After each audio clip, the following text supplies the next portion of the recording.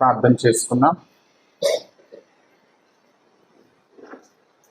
పరిశుద్ధుడా, మహోన్నతుడా, సర్వశక్తిమంతుడా, మీకు వందనాలు ప్రభువా. మరి యొక్క దినాన్ని మీరు మాకు అనుగ్రహించి నీ కృపాహస్తాల కింద మమ్మల్ని భద్రపరిచి ప్రతికూల వాతావరణంలో కూడా ప్రభువా నీ కృపను మాపై ఉంచి నాయన మమ్మల్ని కాస్తున్న దేవుడిగా ఉన్నందుకు మీకు వందనాలు చెల్లిస్తూ ఉన్నాము. కొద్దిమందిగా నాయన మీ సన్నిధిలో మేము చేరి కొంతసేపు నేను స్తుతించడానికి నాయన ప్రభువా నీ సన్నిధిలో మొరపెట్టడానికి మీరు మాకు ఇచ్చిన ధన్యతను బట్టి, మీరు మాకు ఇచ్చిన సమయాన్ని బట్టి మీకు వందనాలు చెల్లిస్తున్నాము.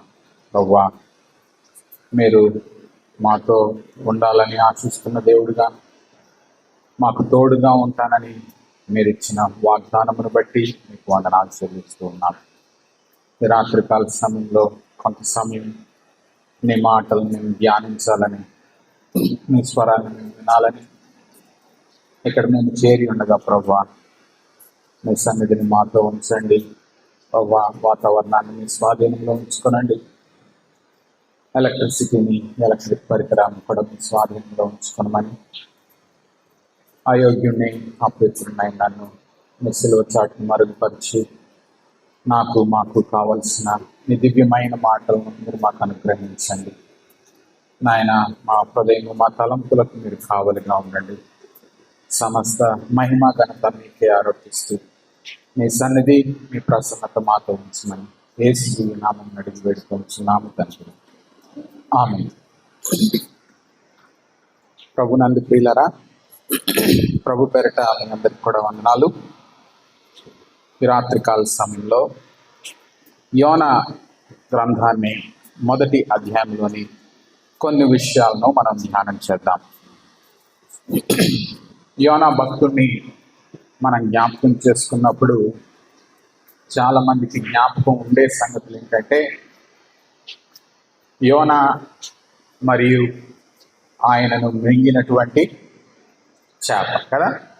ఏం చేసింది చేప? యోనాని మింగివేసింది. నిజానికి అది చాలా ఆశ్చర్యకరమైన సంగతి అయినప్పటికీ ఆయనను మింగిన చేపను గూర్చినటువంటి వచనాలు 2-3 సార్లు మనం చూస్తాం. అక్కడ చేపను గూర్చిన సంగతులు, దానికన్నా మరుముఖ్యమైన సంగతులు కొన్ని మనం ఈ దినాన్ని చూద్దాం. మొదటి అధ్యాయం మొదటి వచనంలో చూసినట్లయితే, యెహోవా వాక్కు అమిత్తై కుమారుడైన యోనాకు ప్రత్యక్షమై ఇలాగూ సెలవిచ్చెను. చూడండి, యోనా కంటే ముందు ఆమోసు మరియు హోషేయాల ద్వారా కూడా ఇశ్రాయేలైనటువంటి ప్రజలతో ప్రభు మాట్లాడుతూ వచ్చారు. కానీ ఆమోసుతో కానివ్వండి, హోషేయాతో కానివ్వండి, ప్రభువు మాట్లాడినప్పుడు ఆయన చాలా ఉగ్రతతో కూడినటువంటి మాటలు వారితో మాట్లాడుతున్నాడు. అంత మాత్రమే కాదు, ప్రభువు ఇశ్రాయేలు ప్రజలపై ఆయన చాలా కోపంగా ఉన్నట్లు మనకు ఆమోసు గ్రంథంలోనూ అర్థమవుతుంది, అలాగే హోషేయ గ్రంథంలో కూడా అర్థమవుతుంది. మనము ఆమోసు గ్రంథంలో చూసినట్లయితే మొదటి అధ్యాయంలో చూస్తే అక్కడ 2వ వచనంలో చూడండి, ఆమోసు 1:2, అతడు ప్రకటించినదేమనగా, యెహోవా సీయోనులో నుండి గర్జించుచున్నాడు, యెరూషలేములో నుండి తన స్వరము వినబడ చేయుచున్నాడు. కాపరులు సంచరించు మేత భూములు దుఃఖించుచున్నవి, కర్మేలు శిఖరం ఎండిపోవచ్చున్నవి. ఈ యొక్క ఆమోస్ గ్రంథంలో మనం చూసేటప్పటికీ ప్రభు యొక్క స్వరము ఆయన గర్జిస్తూ ఉన్నాడు. చాలా భయంకరమైనటువంటి ఉగ్రతను ఆయన ప్రజలైనటువంటి ఇశ్రాయేలు మీదకి ఆయన పంపించే దేవుడుగా ఈ ఇద్దరు ప్రవక్తల విషయంలో ఆయన వాక్కును వారితో పంపుతూ ఉన్నప్పుడు ఆ యొక్క మాటలు అవి విశేషమైన సువార్తతో కూడిన మాటలు కాదు, కోపముతోనూ ఉగ్రతతోనూ కూడిన మాటలు. కానీ యోనా దగ్గరకు వచ్చేసరికి ఆయన మాట్లాడుతూ ఉన్నాడు, ప్రత్యక్షమై ఇలాగూ సెలవిచ్చెను. యోనా దగ్గరకు వచ్చేసరికి ఇట్స్ ఎ గుడ్ న్యూస్, శుభవార్త. ఏంటా శుభవార్త అంటే, నినివే పట్టణస్థుల దోషము నా దృష్టికి ఘోరమాయను గనుక నీవు లేచి నినివే మహాపట్టణమునకు పోయి దానికి దుర్గతి కలుగునని ప్రకటింపు. ఇక్కడ కూడా ప్రభువు నినివే పట్టణం గురించి మాట్లాడుతున్నారు. అసలు ఎవరి నినివే పట్టణస్థులంటే, ఇశ్రాయేలు దేశంలో ఇశ్రాయేలుకి ఉత్తర భాగమున ఉన్నటువంటి అష్షూరీలు. ఎవరు వీరు? అష్షూరీలు. ఈ అష్షూరీలు నిజానికి చాలా ఇశ్రాయేలీలతో విభేదము కలిగిన వారు, వారితో యుద్ధము చేస్తున్న వారిగా ఉన్నారు. వారికి సమయం దొరికినప్పుడు ఇశ్రాయేలు ప్రజలైనటువంటి వారిని చాలా హింసలు పెడుతున్న వారిగా ఉన్నారు. వారికి వీరికి మధ్య గొప్ప వైరముగా ఉన్నది. అటువంటి వారి యొద్దకు ఎవరిని వెళ్ళమంటున్నాడు? యోనాను వెళ్ళమంటున్నాడు. ప్రభువు వారిని తన ప్రజలైనటువంటి ఇశ్రాయేలు ప్రజలకు అష్షూరీయులు శత్రువులుగా ఉన్నారు. అటువంటి వారి యొద్దకు యోనాను వెళ్ళమంటూ ఉన్నాడు. ఆయన అంటున్నటువంటి మాటలు చూడండి. నినివే పట్టణస్థుల దోషము నా దృష్టికి ఘోరమైనది. ఈ ఘోరమైన ప్రజల యొద్దకు, పాపము ఎక్కువగా చేస్తున్నటువంటి ఈ ప్రజల యొద్దకు వారి యొక్క దోషము ప్రభు కన్నుల ఎదుట కనబడుతూ ఉన్నది. కాబట్టి ఆయన అంటున్నవాడు, పోయి దాని దుర్గతి కలుగునని ప్రకటింపుము. చూడండి, ఏదైనా తుఫానో లేకపోతే ఎలాంటి వర్షాలు వస్తాయని ముందే మనకి ప్రభుత్వం వారు కొన్ని హెచ్చరికలు జారీ చేస్తూ ఉంటారు. ఎదువరకంటే మనం ఇవన్నీ కూడా రేడియోలో వినేవాళ్ళం. ఇప్పుడు మన అందరి దగ్గర సెల్ ఫోన్ ఉంది కాబట్టి వెంటనే ఏమొస్తుంది మనకి? మీ సెల్ ఫోన్ సిగ్నల్ మెసేజ్ వచ్చిందండి, చాలా గట్టి సౌండ్ తోటి మనల్ని హెచ్చరిస్తుంది, మీరున్న ప్రదేశం కొంచెం ప్రమాదకరమైంది కాబట్టి జాగ్రత్తగా ఉన్నాం. అలా ప్రభువు ఇశ్రాయేలు ప్రజలకు వ్యతిరేకులైనటువంటి శత్రువులైనటువంటి వారిని ఆయన హెచ్చరించడానికి తన ప్రవక్త అయినటువంటి యోనాని పంపాలని ఆయన నిశ్చయించి ఆయనతో మాట్లాడుతున్నాడు నేరుగా. ఆయన అన్నాడు, లేచి నీవు నినివే పట్టణమునకు వెళ్ళుము. కానీ ఇక్కడ చూడండి ఏం జరిగింది. అయితే యెహోవా సన్నిధిలో నుండి తర్షీషు పట్టణమునకు పారిపోవాలని అక్కడే ఆగినాం. చాలా ప్రభువేమో నినివేకి వెళ్ళమన్నాడు, కానీ యోనా ఎక్కడి నుంచి వెళ్ళిపోతున్నాడు? యెహోవా సన్నిధిలో నుండి వెళ్ళిపోతూ ఉన్నాడు. జాగ్రత్తగా గమనించండి. ప్రభు ఒక పనిని అప్పగించాడు యోనాకి. యోనా ఎందుకు వెళ్ళడం లేదో తెలుసా? ఈ యొక్క ఉన్నటువంటి చాలా చిన్న పుస్తకం, ఈ 4 అధ్యాయాల్లో మనం చూసినట్లయితే అసలు యోనా యొక్క ప్రాబ్లం, తన యొక్క సమస్య ఏంటో మనకు ముందుగానే అర్థం కాదు. కానీ నిజానికి దాని యొక్క చరిత్రను మనం చూసినట్లయితే ఇశ్రాయేలు ప్రజల్ని అంతగా బాధ పెట్టినటువంటి అష్షూరీయుల దగ్గరికి వెళ్ళడం మొదటిగా తనకు ఇష్టం లేదు. ఎందుకంటే వారు శత్రువులైనటువంటి ప్రజలు. వారి విషయంలో ఇశ్రాయేలీయులు అందరూ కూడా బాధతో ఉన్నారు. అటువంటి వారి యొద్దకు దేవుని యొక్క ప్రతినిధిగా ఆయనకు వెళ్ళడం ఇష్టం లేదు మొదటిదిగా. రెండవది, ఈ ఇశ్రాయేలు ప్రజలకు దేవుని ప్రతినిధిగా యోనా తన యొక్క ఆ దేశస్థులందరికీ కూడా ఒక నాయకుడిలాగా ఉన్నాడు. అటువంటి నాయకత్వం వహిస్తున్నటువంటి యోనా వారి దగ్గరికి వెళ్ళడానికి తాను నామోషిగా అనుకుంటూ ఉన్నాడు. మూడవది, దేవుని యొక్క మాటలను లెక్క చేసిన వాడిగా కనబడడం లేదు. నిజానికి దేవుడు ఎప్పుడైతే ఒక మాట చెప్పి దానిని చేయమన్నాడో, దానిని చేయడానికి బదులుగా మనం మరేది చేసినప్పటికీ అది మనము దేవునికి అవిధేయత చూపినట్లు కనబడుతూ ఉన్నాము. మరి ఇక్కడ చూసినట్లయితే దేవుని యొక్క వాక్యము చాలా తేటగా వ్రాయబడింది. యెహోవా సన్నిధిలో నుండి ఎక్కడి నుంచి వెళ్ళిపోతున్నాడు? యెహోవా సన్నిధిలో నుంచి వెళ్ళిపోతూ ఉన్నాడు. అంటే దేవునికి దేవుడు మనకు ఆజ్ఞాపించినది, దేవుడు మనకు సూచించినది, ఆయన మనతో నేరుగా మాట్లాడిన మాటలకు బదులుగా మనము ఏది చేసినా, ఎక్కడికి వెళుతున్నా, మనం ఎక్కడి నుంచి వెళ్ళిపోతున్నాం అన్నమాట, దేవుని యొక్క సన్నిధి నుండి వైదొలుగుతున్నాము అన్న సంగతిని జ్ఞాపకం చేసుకోనండి. నిజానికి తాను ఇశ్రాయేలు ప్రజలు ఇశ్రాయేల్ దేశంలో నుంచి ఉత్తరాన ఉన్నటువంటి అష్షూరీయుల దగ్గరికి, నినివే పట్టణానికి వెళ్ళాలి, కానీ ఆ ఉత్తరానికి బదులు తూర్పునకు వెళ్తూ ఉన్నాడు. ఆయన తర్షీషునకు పట్టణమునకు పారిపోవాలనని యోనా ఒప్పేకపోయి తర్షీషుకు పోవు ఓడను చూచి ప్రయాణమునకు కేవు ఇచ్చి యెహోవా సన్నిధిలో నిలువక. రెండవసారి యెహోవా సన్నిధి అనేటువంటి మాట మనకు కనబడుతుంది. ఎక్కడైనా కానీ దైవ వాక్యములో ఒక పదము ఒక్కసారి కంటే 2 సార్లు మనం చూస్తున్నామంటే దాని యొక్క అర్థాన్ని మనం చాలా జాగ్రత్తగా, సీరియస్గా తీసుకోవాల్సినటువంటి విషయం. ముందుగా దేవుని సన్నిధిలో నుండి ఆయన 2వ వచనంలో మనం చూసినట్లయితే యెహోవా సన్నిధిలో నుంచి వెళ్ళిపోతున్నాడు. ఇక్కడ 3వ వచనం చివరిలో చూసినట్లయితే యెహోవా సన్నిధిలో నిలవట్లేదు. ఒకటేమో యెహోవా సన్నిధిలో నుంచి పారిపోతున్నాడు, రెండవది యెహోవా సన్నిధిలో నిలుచుటలేదు. ప్రభువుని తెలిసిన వారిగా, ప్రభువుని వెంబడించిన వారిగా మనము ప్రభువుని వెతికే వారిగా ఉండాలి.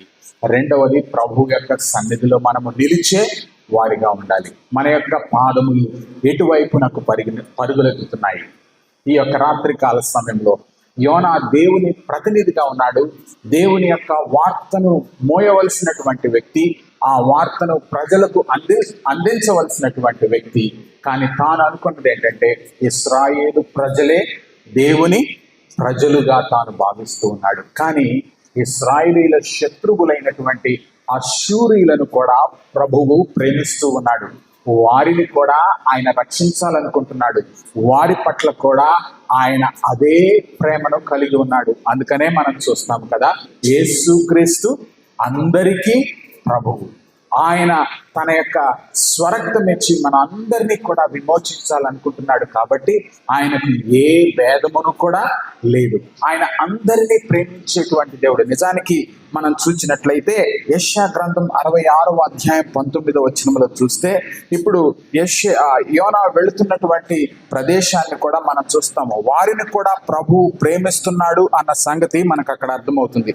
యెషయా 66:19లో చూసినట్లయితే నేను వారి ఎదుట ఒక సూచక క్రియను జరిగించదను, వారిలో తప్పించుకొనిన వారిని విలుకాండ్రైన తర్షీషు, పూలు, లూదు అను జనుల యొద్దకును, తోబాలు, యువా నివాసుల యొద్దకు నేను పంపెదను. నన్ను గూర్చిన సమాచారము విననట్టియు నా మహిమను చూడనట్టియు దూర ద్వీప దేశుల యొద్దకు వారిని పంపించెదను. వారు జనములలో నా మహిమ ప్రకటించగలరు. చూడండి, దేవునికి మరి ఆయన ఏ భేదము లేదు. అందరము పాపము చేసి దేవుడు అనుగ్రహించు మహిమను పొందలేని వారిగా ఉన్నాము. కాబట్టి ఆయన అష్షూరీయులను కూడా ఆయన ప్రేమిస్తున్నాడు. మన శత్రువులైనటువంటి వారిని కూడా ప్రభువు ప్రేమిస్తున్నాడు. కానీ మనం ప్రభు ప్రేమని అర్థం చేసుకుంటున్నాము. కానీ ఒక కోణంలో, మరి ఒక కోణంలో చూసినట్లయితే, ఒకవేళ దేవుడు మన శత్రువులనే ప్రేమిస్తూ ఉన్నట్లయితే అది మనకు కొంచెం కఠినంగా కనబడుతూ ఉన్నది. కానీ ఇక్కడ చూసినట్లయితే యోనా ఎక్కడికి వెళుతున్నాడు? ఎక్కడికి టికెట్ కొనుక్కున్నాడమ్మా? తర్షీషునకు తన టికెట్ కొనుక్కున్నాడు, వెళ్ళిపోతూ ఉన్నాడు. నిజానికి ఉత్తరానికి వెళ్ళాలి. ఎక్కడికి వెళ్తున్నాడు? తూర్పునకు వెళ్ళిపోతున్నాడు. ఆత్మీయముగా కూడా దిగజారినటువంటి స్థితిలో కనబడుతున్నాడు. దేవుని సన్నిధిలో నుంచి వైదొలిగాడు. దేవుని సన్నిధిలో తాను నిలవకుండా ఉన్నాడు. మనం కొంచెం ముందుకు వెళ్ళినట్లు చూసినట్లయితే ఓడ వారితో కూడా తర్షీషునకు పోవుటకు ఓడ ఎక్కెను. ఏమాత్రం కూడా తాను ప్రభువు చెప్పినటువంటి మార్గానికి వెళ్ళడానికి బదులుగా మరి ఒక మార్గము తాను ఎంచుకున్నాడు. ప్రియమైనటువంటి వాళ్ళారా, మన ముందు ప్రభు నీతి మార్గాన్ని ఇచ్చాడు. తన సత్యాన్ని ఉంచాడు. కానీ అనేక సార్లు యోనా వలె మనము కూడా మనకు ఇష్టం వచ్చినటువంటి మార్గాన్ని ఎంచుకుంటున్నాం, మనకి ఇష్టమైనటువంటి పనినే చేస్తూ ఉన్నాం. అనేక సార్లు ప్రభువుని అడుగుతున్నాం లేదా దైవజనుని అడుగుతాం, కానీ పేరుకు మాత్రమే అయ్యా ఏం చేయాలంటారు, కానీ వారి మనసులో ఏదో ఉంటుంది, అదే చేస్తూ ఉంటారు. జాగ్రత్త. ప్రభువు ఒక విషయాన్ని నీకు సూటిగా బయలుపరిచినట్లయితే, నీ ఇష్టాన్ని నీవు చేసినట్లయితే దాని ఫలితాలు నీవు ఆశించిన విధంగా ఉండవు, దేవుడు ఆశించే విధంగా కూడా ఉండవు. ఇక్కడ తాను ఓడ ఎక్కాడు. చూడండి ఏం జరుగుతుందో. అయితే యెహోవా సముద్రము మీద పెద్ద గాలి పుట్టింపగా సముద్రమందు గొప్ప తుఫాను రేగి ఓడ బద్దలైపోవు గతి వచ్చింది. ఒక్కడిగా ఉన్నాడు, ప్రభు యొక్క ప్రవక్తగా ఉన్నాడు, దేవుని యొక్క ప్రవక్తగా ఉన్నాడు. తాను ఎంచుకున్న మార్గంలోనే వెళ్తున్నాడు. కానీ తాను ఆ ఓడ ఎక్కినందున యెహోవా ఏం చేశాడంటే గొప్ప గాలి పుట్టించాడంట దేవుడు. సముద్రమందు గొప్ప తుఫాను రేగి ఓడ బద్దలైపోవు గతి వచ్చెను. కాబట్టి మనం ఒకవేళ దేవునికి వ్యతిరేకమైనటువంటి దిశలో మనం వెళుతూ ఉన్నట్లయితే ప్రమాదం మనకే కాదు, కానీ మనతో ఉన్న వారందరికీ కూడా ఆ ప్రమాదం జరిగే పరిస్థితులు మన ద్వారానే వస్తాయి అనడానికి ఇక్కడ దేవుడు చాలా స్పష్టంగా మనకు ఈ విషయాల్ని తెలియజేస్తూ ఉన్నాడు. చూడండి ఏం చేస్తున్నాడు ఆయన.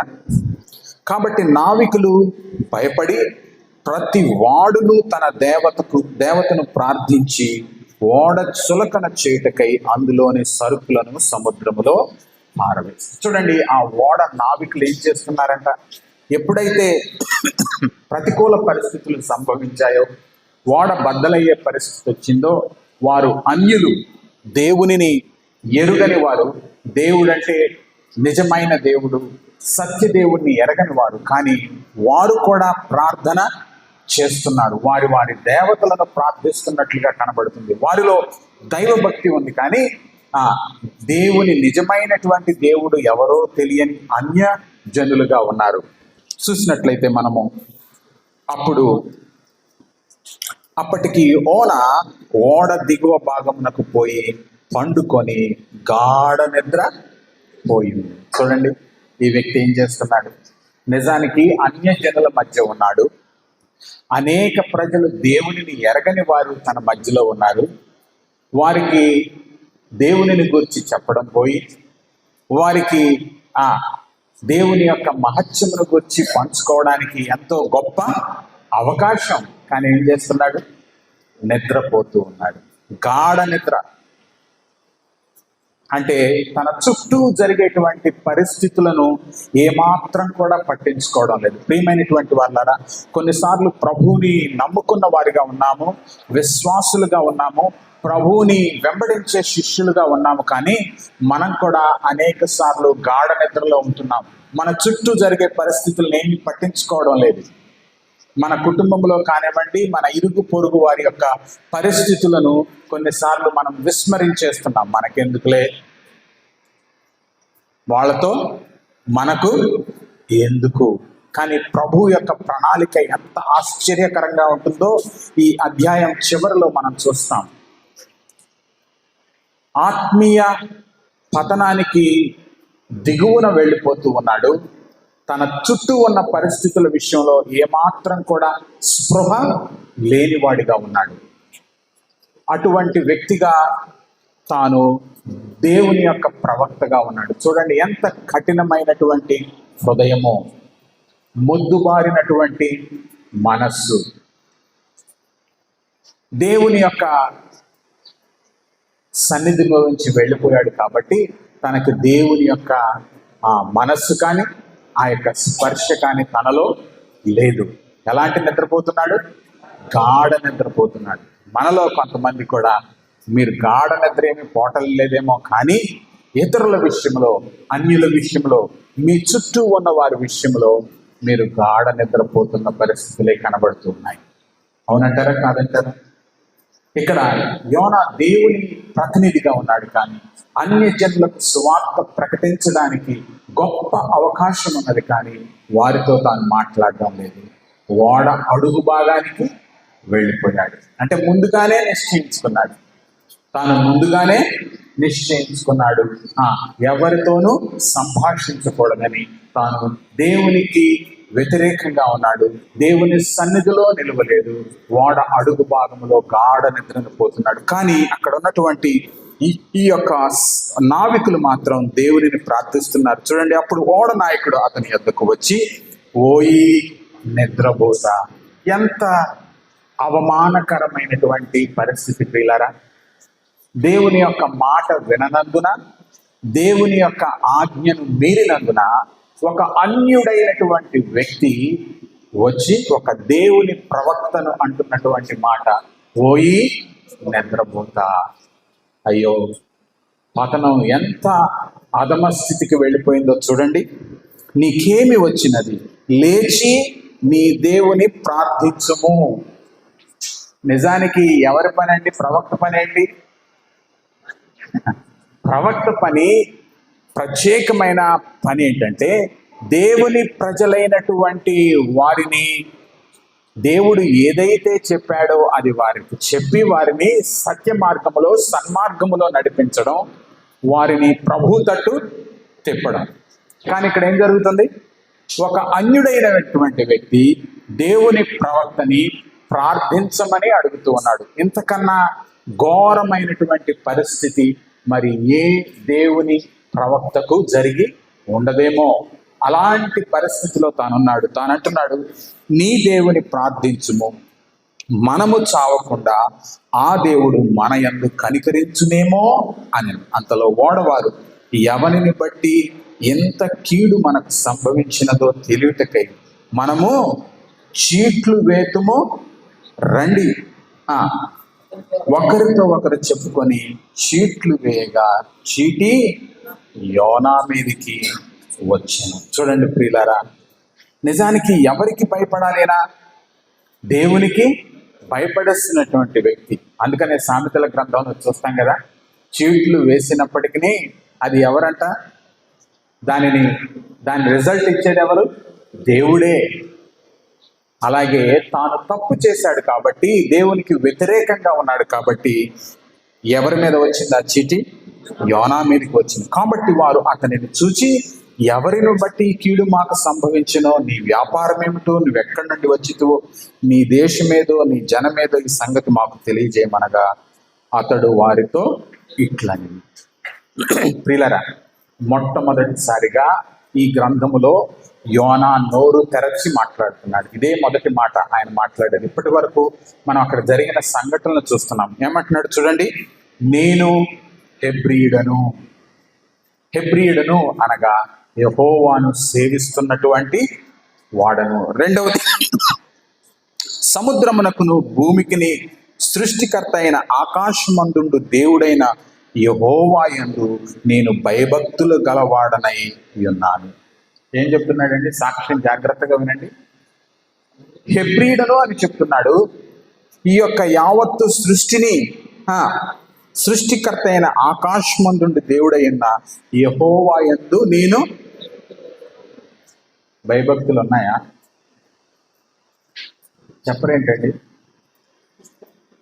నోటితో చెప్తున్నాడు కానీ హృదయంలో దేవుని పట్ల ఏమాత్రము భయము కనబడడం లేదు. దేవుని భయం ఉన్నట్లు తాను చెప్తున్నాడు కానీ దేవుని భయము తనలో అక్షర రూపంలో, నోటి మాట రూపంలో చెప్తున్నాడు కానీ తన యొక్క నడకలో లేదు. అందుకనే 89వ కీర్తన 7వ వచనం చూడండి, దేవుని యొక్క భయము ఎలా ఉంటుందో ఇక్కడ దావీదు చెప్తూ ఉన్నాడు. 89వ కీర్తన 7వ వచనం చూసినట్లయితే, పరిశుద్ధుల దూతల సభలో ఆయన మిక్కిలి భీకరుడు, తన చుట్టూనున్న వారందరికంటే భయంకరుడు. ఆయన భయంకరమైనటువంటి దేవుడు. ఆయన యందు నువ్వు ఎలా ఉండాలి? భయభక్తులు కలిగి ఉండాలి. అదే 67:7 చూడండి. 67:7 కూడా చూసినట్లయితే ఆయనకు మనం ఎలా భయపడాలో దావీదు చెప్తూ ఉన్నాడు. 67వ కీర్తన 7వ వచనము. దేవుడు మమ్ములను దీవించును, బూదిగంత నివాసులందరూ ఆయన యందు భయభక్తులు నిలుపుదురు. బూదిగంత నివాసులందరూ కూడా ఆయన యందు భయభక్తులు నిలుపుతారంట. తద్వారా ఆయన మనల్ని దీవించే దేవుడిగా ఉన్నాడు. తాను చెప్తున్నటువంటి మాట, నేను యెహోవా యందు భయభక్తులు కలవాడను అంటున్నాడు. కానీ తాను నోటి మాటే కానీ తాను నిజముగా దేవునికి భయము లేనివాడిగా కనబడుతున్నాడు. అంటే దాని అర్థం ఏంటంటే నిజానికి దేవుని జ్ఞానమును కోల్పోయిన వాడిగా ఉన్నాడు. యెహోవా యందు భయభక్తులు కలిగి ఉండుటయే జ్ఞానమునకు మూలము. సో ఇప్పుడు ఏమైంది? మనవాడికి జ్ఞానం లేదు. కానీ ఇక్కడ ఏం మాట్లాడుతున్నా చూడండి. నేను భయభక్తులు కలవాడినై ఉన్నాను, యెహోవా సన్నిధిలో నుండి పారిపోవచ్చున్నట్టు అతడు ఆ మనుష్యులకు తెలియజేసి ఉండెను. చూడండి, ఎప్పుడైతే కానీ సత్యం ఒప్పుకున్నాడు, వారితో ఏం చేశాడు? సత్యాన్ని ఒప్పుకున్నాడు. ఎప్పుడైతే సత్యాన్ని ఒప్పుకున్నాడో అతడు ఆ మనుష్యులకు తెలియజేసిండను కనుక వారు ఆ సంగతి తెలుసుకొని మరింత భయపడి నీవు చేసిన పని ఏమిటి అని అతనిని అడిగిరి. ఎప్పుడైతే తాను సత్యాన్ని చెప్పాడో అన్యజనులైనటువంటి నావికులు అక్కడ భయపడుతూ ఉన్నారు. తాను చేసిన పనికి వారు భయపడుతున్నారు, కానీ తాను చేసిన పనికి తాను భయపడినట్లు మనకు కనబడడం లేదు. చూడండి, జాగ్రత్తగా చూడండి. కొన్నిసార్లు మనం వారు అన్యులే అనుకుంటూ ఉంటాము, కానీ మనకన్నా దేవుని పట్ల వారికి మరింత భయం ఉంది. మనమేమో దేవుణ్ణి నేను స్వీకరించాను, నేను దేవుణ్ణి వెంబడిస్తున్నాను అంటున్నాము, కానీ ఆయన పట్ల సరి అయినటువంటి భయాన్ని మనము కలిగలేము. ప్రియమైనటువంటి వాళ్ళారా, అందుకనే ప్రభు అన్నాడు, జీవము గల దేవుని చేతిలో పడుట బహు భయంకరము. ఆయన చేతిలో పడుట బహు భయంకరము. వీరు అన్యులైన వారు భయపడుతున్నారు. వారు అంటున్నారు, సముద్రం మా మీది రాకుండా నిమ్మళించినట్లు మేమేమి నీకు చేయవలనని అతను అడుగా, యోనా నన్ను బట్టియే ఈ గొప్ప తుఫాను మీ మీదికి వచ్చినని నాకు తెలిసి ఉన్నది. నన్ను ఎత్తి సముద్రములో పడవేయుడి, అప్పుడు సముద్రం మీ మీదికి రాకుండా నిమ్మళించినని వారితో చెప్పాను. కానీ ఇక్కడ తాను చక్కగా ప్రవక్తగా ఎప్పుడైతే వారందరూ చుట్టుముట్టారో, వారందరూ ప్రశ్నిస్తూ ఉన్నారో, తను నిజాన్ని ఒప్పుకుంటున్నాడు. రెండవది తాను చెప్తున్నటువంటి మాట, ఈ యొక్క తుఫాను నన్ను బట్టే వచ్చింది. ప్రియమైన వాళ్ళారా, మన యొక్క కుటుంబంలో, మన యొక్క సమాజంలో జరుగుతున్నటువంటి పరిస్థితుల విషయంలో అనేక సార్లు మనము ఇతరులను నిందించే వారిగా ఉన్నాము. అనేక సార్లు మనము మనల్ని మినహాయించి మాట్లాడుతున్న మాటలు ఏంటంటే, నీ బట్టే ఇది జరిగిందంటాం. ఏ చెడు జరిగినా, ఏ అపాయం జరిగినా, ఏ ప్రమాదం జరిగినా ముందు చాలా తేలికగా మనం అనే మాట, ఇది నీ వల్లే జరిగింది. అలా నేను అనలేదన్న వారు ఉన్నారా? ఇతరుల మీదకి ఆ యొక్క నిందలో తోయని వారు ఉన్నారా? అనేక సార్లు మనము ఇతరుల మీదకి నిందను మోపడానికి ఉంటాం. కానీ ఇక్కడ యోనా చాలా చక్కగా తన యొక్క తప్పుని ఒప్పుకున్నాడు. కొంచెం ముందుకు వెళ్ళిపోదాం త్వరగా. వారు ఓడను దరికి తెచ్చినట్లు తెడ్లను బహుబలముగా వేసిరి, కానీ గాలి తమకు ఎదురైన తుఫాను బలము చేత సముద్రము పొంగి ఉండుట వలన వారి ప్రయత్నము వ్యర్థమైంది. ఇక్కడ మానవ ప్రయత్నం చూస్తూ ఉన్నాము. వారు ఏదో చేయాలని, ఆ యొక్క పరిస్థితిని చక్కదిద్దాలని చూస్తూ ఉన్నారు, కానీ వారి ప్రయాసము వ్యర్థమైపోయింది. ఎందుకంటే ఆ గాలిని తుఫానును రేపినది దేవుడైనటువంటి యెహోవాగా ఉన్నాడు కాబట్టి అది ఆయన మాత్రమే సద్దుమడిగించగలడు. చూడండి, కాబట్టి వారు, యెహోవా నీ చిత్త ప్రకారముగా నీవే దీనిని చేసితివి, ఈ మనుష్యుని బట్టి మమ్మను లయము చేయకుందువు గాక. చూడండి, ఇప్పుడు అంతకుముందు ఎవరికి ప్రార్థించారు మీరు? మొదటి భాగంలో మనం చూసినట్లయితే వారి దేవతలకు ప్రార్థించారు. కానీ ఎప్పుడైతే ఈ యోనాతో వారు మాట్లాడారో ఇప్పుడు వారు యెహోవా దేవునికి ప్రార్థన చేస్తూ ఉన్నారు. ఎంత ఆశ్చర్యకరం చూడండి. అన్యులైనటువంటి వారు నిజానికి యోనా ప్రార్థించాలి ప్రార్థన విషయంలో, కానీ అన్యులను ప్రభువు ఆ సమయంలో వారి హృదయాన్ని ప్రభువు తట్టు తిప్పాడు. ఎవరు తిప్పాలి నిజానికి ఈ పని? ఎవరు చేయాలి? యోనా చేయాలి. కానీ దేవుడు చాలా ఆశ్చర్యకరుడు అన్న సంగతి రుజువు చేయడానికి ఇక్కడ నావికులైన వారు యెహోవాకు ప్రార్థన చేస్తూ ఉన్నారు. అంత మాత్రమే కాదు చూడండి. కాబట్టి యెహోవాని చిత్త ప్రకారమే నీవు దీన్ని చేస్తూ ఈ మనుష్యుని బట్టి మమ్మను లయము చేయకుందువుగాక, నిర్దోషిని చంపితరన్న నేరము మా మీద మోపకుందువుగాక అని యెహోవాకు మనవి చేశారు. చాలా చక్కగా వ్రాయబడింది. ఎవరికి మనవి చేశారు? వారు యెహోవాకు మనవి చేశారు. నీవు మౌనంగా ఉన్న ప్రభువు పని ప్రభువు తప్పక చేస్తారు. కానీ వ్యత్యాసం ఏంటంటే, మనం ప్రభు పనిలో ఆయన చెప్పినట్లు చేస్తే, ఆయన పనికి మనం సహకరిస్తే ఆయన పని జరుగుతుంది. మనం ఆయన పనిలో పాలిభాగస్థలమై ఆయన ఆశీర్వాదాన్ని మనం పొందుకుంటాం. కానీ ఒకవేళ మౌనంగా ఉన్నట్లయితే మనల్ని మినహాయించి కూడా ప్రభు పని తాను చేయగలడు. తాను ఏదైతే చేయగలడో ఆయన అది సంపూర్ణముగా మనల్ని మినహాయించి కూడా చేయగలడు. అది దేవుని యొక్క బలము, ఆయన యొక్క శక్తి. అనేక సార్లు మనం అనుకుంటాం, మనం లేకపోతే ఏం జరుగుతులే, నేను కాబట్టే ఇదంతా జరుగుతుంది అనే మనస్సు మనకుంటుంది. కానీ ప్రభువు ఆశ్చర్యకరుడు. ఆయన ఎవరితోనైనా తన పనిని సంపూర్తి చేయగలడు. ఇక్కడ యోనా దేవునికి వ్యతిరేకముగా భయభక్తులు లేకుండా పురోగమన దిశలో ఉన్నాడు, తిరోగమన దిశలో ఉన్నాడు. కానీ దేవుడు తన యొక్క పనిని ఆయన అలా మౌనముగా ఉంచాడు. అక్కడ ఒక సాక్షిగా నిలబెట్టాడు. కానీ ఆ అన్యులైన వారు ప్రభువుని ప్రార్థించడం ప్రారంభించారు. ఇంకొంచెం ముందుకు వెళదాం. యోనాను ఎత్తి సముద్రములో పడవేసిరి, పడవేగానే సముద్రము పొంగకుండా ఆగని. ఒక్క విశేషమైనటువంటి సంగతి ఇక్కడ ఏంటంటే, మన యోనా ఎక్కడికి టికెట్ కొనుక్కున్నాడండి? తర్షీషుకి టికెట్ కొనుక్కున్నాడు. కానీ ఎంత అధోగతికి వెళ్ళిపోయాడు. సముద్రములోని నీటి కంటే ఇంకా లోపలికి వెళ్ళిపోయాడు. అక్కడ కొనుక్కున్న టికెట్ అనుకున్నాడు అక్కడ దాకా వెళ్తాడని. చూసారా, దేవునిని మనము వ్యతిరేకించి, ఆయన మాటను ధిక్కరించి, ఆయనకు వ్యతిరేకముగా ఆయన ఆజ్ఞకు, ఆయన యొక్క మార్గానికి మనము తప్పి ఒకవేళ వెళుతూ ఉన్నట్లయితే అది నీ ఇష్టమైన మార్గము కాదు. ఏ మార్గం అది? లోతైనటువంటి అంధకార లోయలోనికి వెళ్ళిపోతాం. కానీ అక్కడ కూడా ప్రభువు ఉన్నాడు.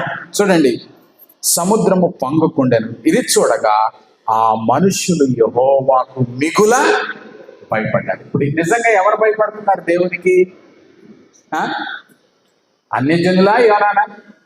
అన్యజనులే. కానీ నోటి మాటకి ఏం చెప్పాడు మనవాడు? నేను యెహోవాకు బాగా భయపడేవాడిని అని చెప్తూ ఉన్నాడు. కానీ ఎంత ఆశ్చర్యకరుడు దేవుడు! ఆ పరిస్థితులను బట్టి వారిని యెహోవాకు భయపడేటట్లు చేశాడు. చూడండి, ఇది చూడగా ఆ మనుషులు యెహోవాకు మిగుల భయపడి ఆయనకు బలి అర్పించి మ్రొక్కుబళ్ళు చేసింది. చాలు, అంతవరకు ముగిద్దాం మనం. చూడండి, ఆశ్చర్యకరమైన దేవుడు అన్యజనులైనటువంటి ప్రజలను ప్రభువు తట్టు తిప్పారు. యోనా చేయవలసిన పనిని దేవుడే చేశాడు. మరి దేవుడు అనేకమైన సంగతులు మన యొక్క ఆత్మీయ జీవితంలో మీకు నాకు తెలియజేస్తున్నాడు. మనము ఆయనకు భయపడుతున్నామా? ఆయనకు చెందవలసినటువంటి మహిమను, ఆయనకు చెందవలసినటువంటి నిజమైనటువంటి భయభక్తులను మనము కలిగి ఉన్నామా?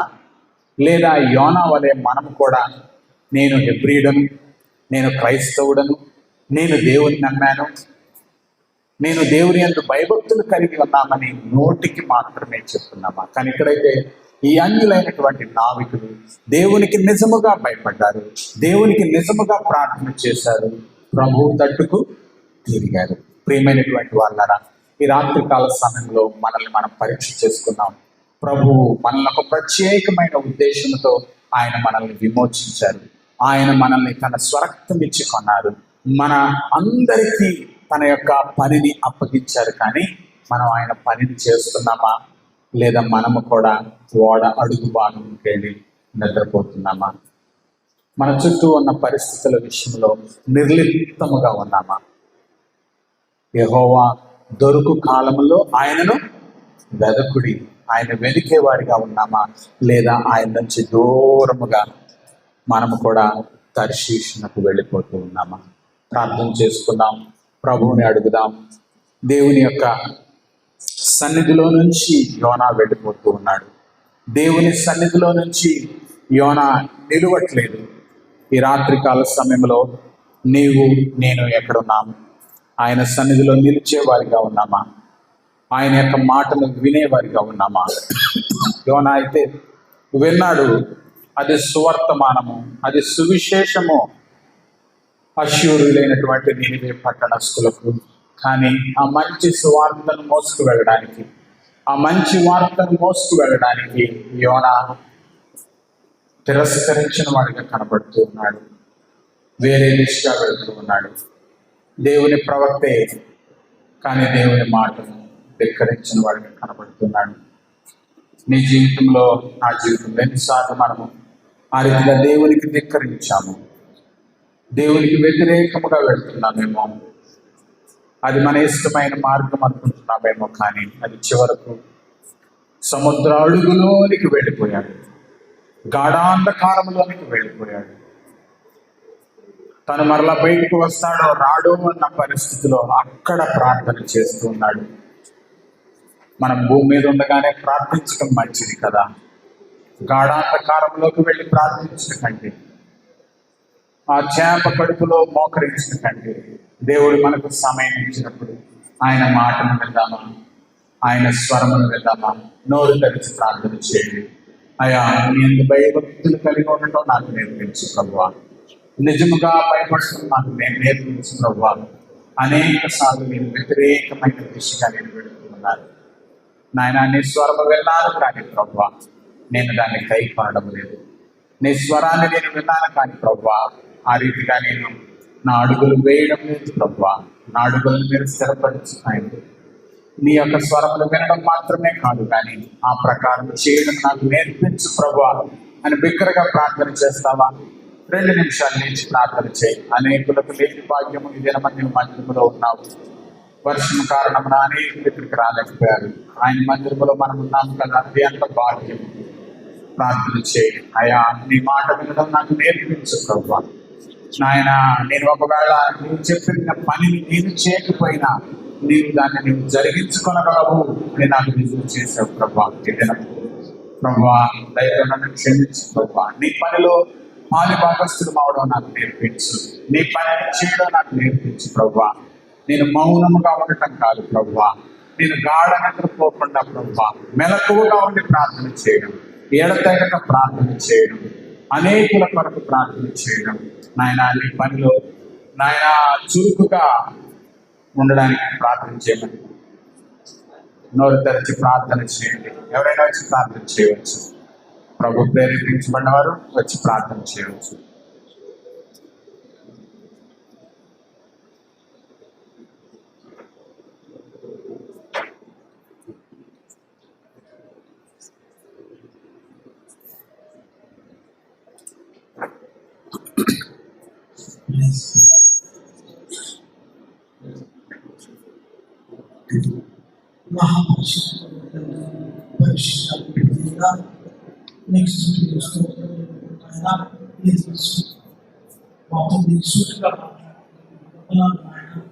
ఇచ్చిన మంచి ఎదురైన మాటలు బట్టి